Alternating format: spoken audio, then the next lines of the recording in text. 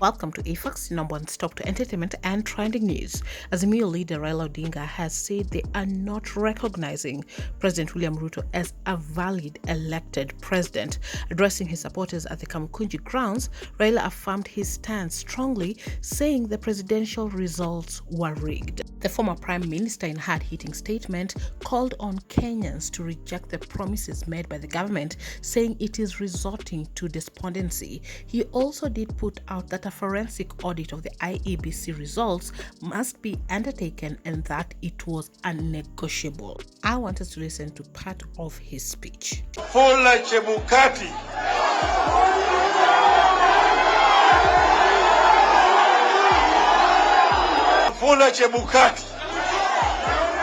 and the rogue IEBC.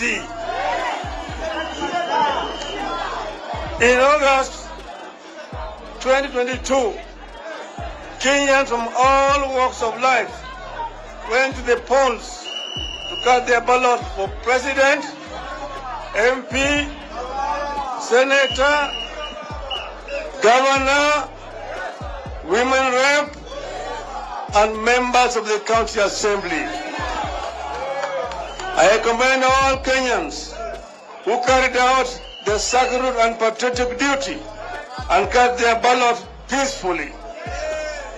You expected the IEBC to transmit, tally, and announce the results in accordance with the law and the free of bias and corruption.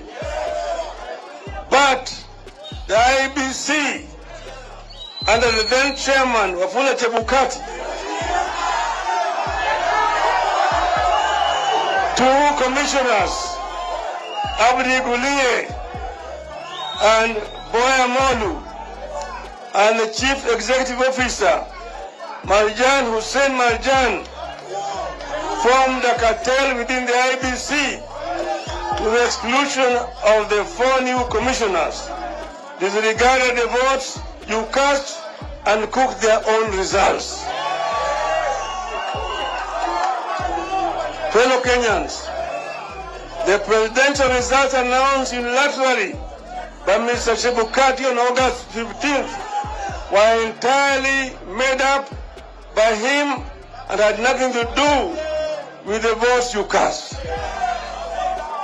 As leaders who also believe in the rule of law, we immediately filed a petition at the Supreme Court to dispute the results. At the time, our own internal polling data and the external objective and impartial independent polls all showed that we were headed to victory with a very healthy margin. Even the exit polls showed that we had won with a comfortable margin. Now let me shift to the matter of the IEBC whistleblowers. Whistleblowers. Wapiga furimbi. Wapiga parapanda. Wapiga parapanda.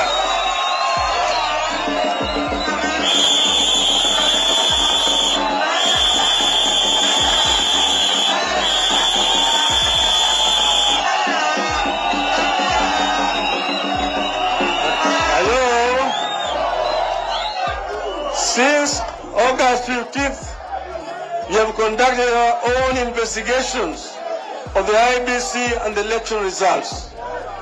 We are convinced, beyond the shadow of a doubt, that our victory was stolen. It therefore came to us with surprise and great relief that within the IEBC itself, there are great patriots and Kenyans of conscience who are willing to risk everything for the sake of our country. Gallant IEBC whistleblowers have now published the true and authentic results of the 2022 elections.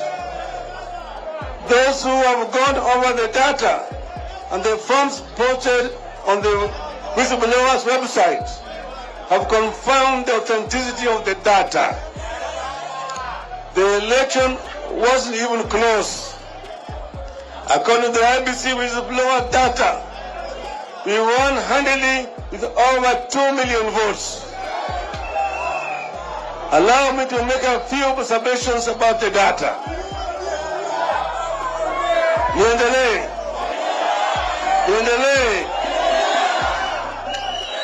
First, we carried the traditional strongholds of the coast, western, northeastern, lower eastern, Nyanza, and Nairobi with comfortable, often overwhelming margins.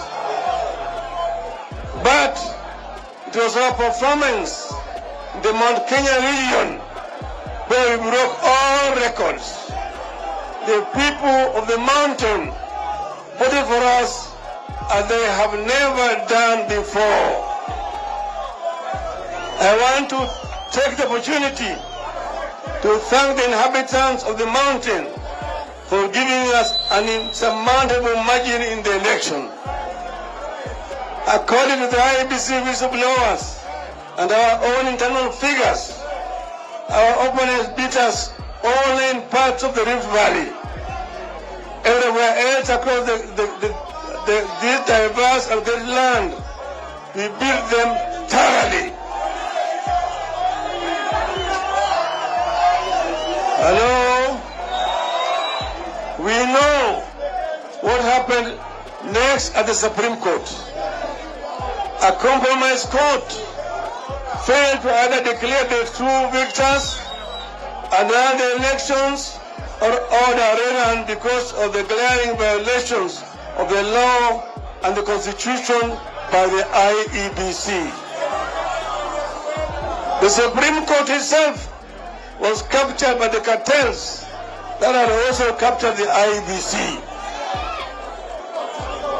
The two most critical institutions to elections in Kenya, that is the IEBC and the Supreme Court, was central to the rigging of the 2022 elections. We know that the foreign technology companies contracted by the IEBC to run the elections and print the ballots was central to the rigging of the elections. That is why they and the IEBC refused to provide us with the servers and the authentic data, as well as the election forms. We also noticed with dismay the involvement of some foreign nations in the rigging of Kenya's 2022 elections. In light of the above, here is our clarion call. Here is our clarion call. One, first, we as Azimio reject the 2022 election result totally.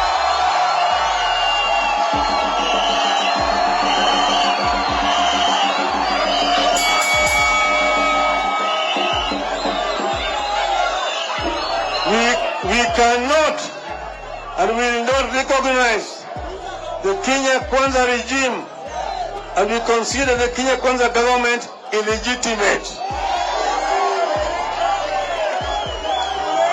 Two, we don't recognize Mr. William Ruto as the president of Kenya.